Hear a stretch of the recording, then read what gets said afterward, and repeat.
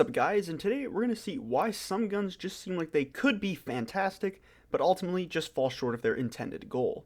There are plenty of guns like this. An example could be the one I'm using called Radrix's Broadsword, others could be Vigilant Wing, or some argue that recently Lumina falls into this category.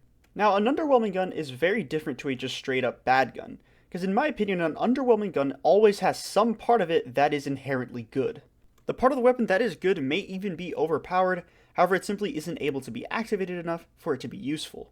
Most of the underwhelming weapons take the forms of exotics or pinnacle weapons. This is because all of these guns have an extra perk that needs to be activated or is automatically activated when in use. And even with the good perk, if they have one, they will always be expected to be good because of their pinnacle status or exotic status.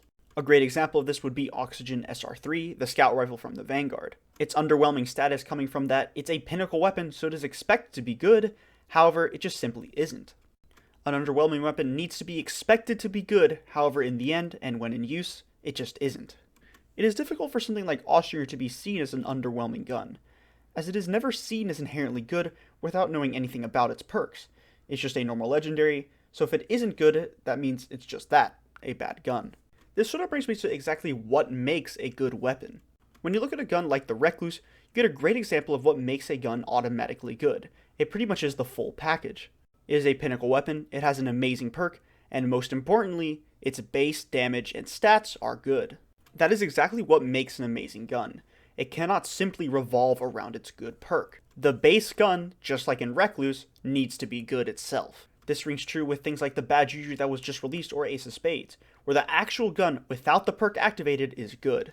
This finally brings us to today's example, the Radrix's Broadsword, which in my opinion is the most underwhelming gun in Destiny. The Radrix's Broadsword was one of the first pinnacle weapons from the Crucible all the way back when Year 2 was released. While it is a very long and grindy questline, it ultimately gives you this, a very high impact and slow firing pulse rifle. Like I said, it is a pinnacle weapon, so it does come with a pinnacle perk. The perk is called Desperado, and anytime you get a headshot kill and reload with your Outlaw, it will activate. This will give you a very increased fire rate, and along with its very high impact, it becomes absolutely devastating.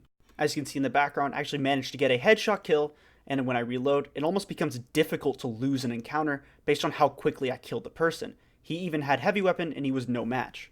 This perk is really, really good, and some would even say overpowered when in the right hands. However, ultimately, its base gun is where it falls short. Like I said, it is a very slow firing gun, however, ultimately in today's meta, there isn't much of a place for that. Radrix's simply doesn't have enough impact or range for it to be something very viable. And while it actually can indeed two-shot, it is so unreliable in doing so, you'll almost never do it. This is exactly what happens with every underwhelming gun.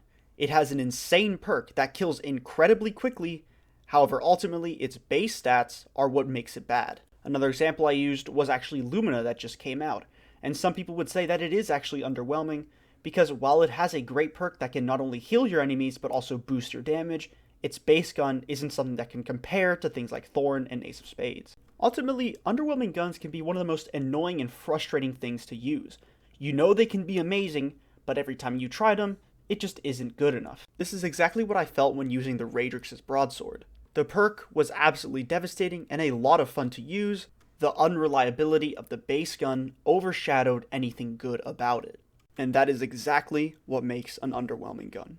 One thing that I actually do want to mention before I end the video is that these guns can be good at some point. For example, with Radrix's, let's say that the meta even slows down one day.